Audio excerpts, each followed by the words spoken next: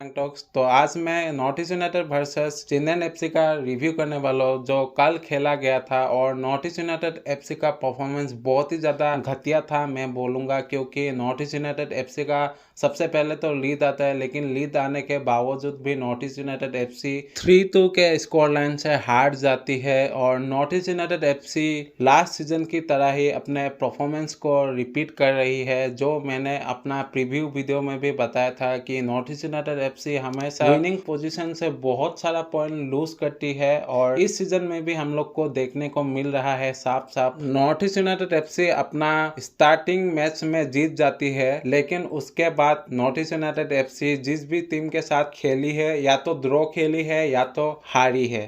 तो north east United FC Chennai FC के साथ हारती है, इसका बहुत सारा रीज़न है, इसका सिर्फ एक रीज़न नहीं है। पहला रीज़न तो मैं कोच को मैं दूंगा, क्योंकि कोच ने बेमेमार के जगह में हमजा को लाया था और बेमेमार बिल्कुल ही फिट थे, तो बेमेमार को खिलाया जा सकता था।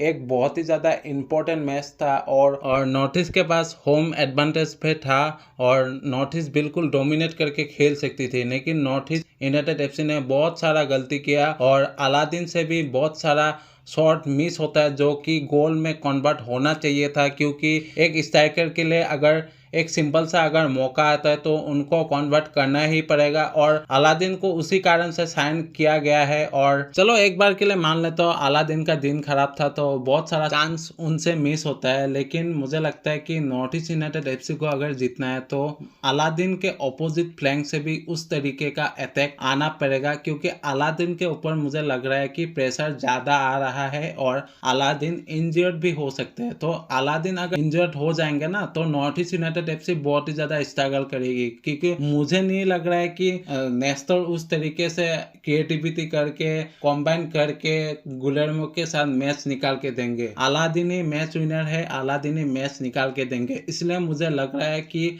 अलादीन को थोड़ा सा सेव करके खिलाना पड़ेगा और अपने इंडियन प्लेयर्स को भी बोलना पड़ेगा कि आप में भी जिम्मेदारी है, आप भी अटैक अलादीन के जैसे बनाओ। और भाई अगर नहीं बन पा रहे तो आप कोशिश करो, क्योंकि जितिन के पास वो एबिलिटी है, आतिफ के पास वो एबिलिटी है, आपको सिर्फ क्रॉस डालना है और क्रॉस में अलादीन या तो नेस्टर फायदा उठा लेंगे, तो आपको उस चीज में काम करना पड़ेगा। सिर्फ अलादीन को लॉन्ग बॉल खिला के आप मैच विन नहीं कर सकते हो, सिर्फ अलादीन के ऊपर निर्भर रह के आप टूर्नामेंट नहीं जीत सकते हो, ये बात आपको समझना पड़ेगा। और मुझे लगता है कि अगर नॉर्थ ईस्ट यूनाइटेड एफसी का यही सेम अप्रोच या फिर स्ट्रेटेजी रहेगा, जब मुंबई या फिर बेंगलुरु जैसी टीम आएगी जो मिडफील्ड कह लो, डिफेंस कह लो, अटैक कह लो, हर चीज में माहिर है, तो आप उन टीमों को कैसे रोकोगे या फिर उन टीमों के अगेंस्ट आप गोल कैसे डालोगे? सिर्फ अलादीन पे अगर निर्भर रहोगे, अलादीन को अगर लॉन्ग बॉल खिलाओगे, अलादीन स्किल करके 3-4 प्लेयर को बीट करेगा, तो आप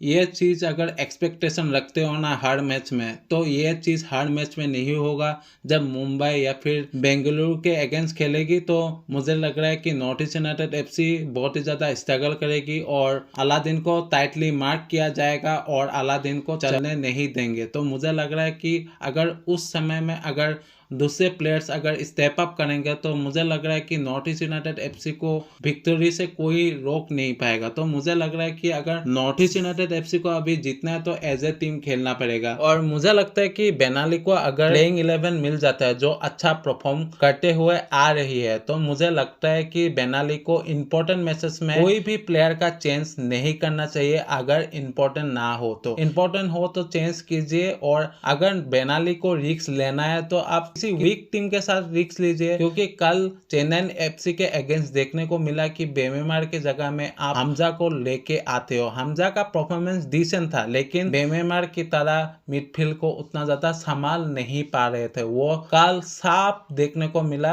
तो इसी तरीके से आप मैचेस को लूज करते हो, आप अपने पॉइंट्स को लूज करते हो। अगर यही अगर करते रहोगे तो इस सीजन में भी आप भूल जाओ, टॉप 6 में आप क्वालिफाई नहीं कर पाओगे, क्योंकि इस पर हर एक टीम अच्छा खेल रही है। आपसे बेहतर पंजाब खेल रही है। देखो मैं पंजाब का मैं मेंशन नहीं करता, लेकिन पंजाब को बनते हुए सिर्फ एक ही साल हुआ है, लेकिन आप पंजाब का परफॉर्मेंस इस सीजन में देख लो कि कितना अच्छा है। और मैं मानता हूँ कि नॉर्थ ईस्ट यूनाइटेड एफसी का बजट थोड़ा कम है, लेकिन आप पंजाब का देखो, पंजाब का भी बजट उतना ज़्यादा नहीं है, लेकिन पंजाब का परफॉर्मेंस इस बार अच्छा हुआ है और पंजाब अपना दूसरा ही सीजन खेल रही है, लेकिन नॉर्थ ईस्ट यूनाइटेड एफसी से बेहतर खेल रही है। तो मुझे लगता है कि पंजाब एफसी का हर एक इंडियन प्लेयर अच्छा परफॉर्म कर रहा है, इसलिए पंजाब एफसी अभी तक एक भी मैच नहीं हारी है। अगर नॉर्थ ईस्ट यूनाइटेड एफसी के हर एक इंडियन प्लेयर भी परफॉर्म करना स्टार्ट कर देंगे तो नॉर्थ ईस्ट यूनाइटेड एफसी भी सेम परफॉर्मेंस दोहरा सकते हैं। तो आज के लिए इतने इसी तरह के एनालिटिक प्रेडिक्शन और अपडेट के लिए मयंक टॉक्स के साथ बने रहे। अगर अच्छा लगता है लाइक कीजिए, सब्सक्राइब कीजिए, शेयर कीजिए और मिलता हो किसी नए वीडियो में किसी नए टॉपिक के साथ।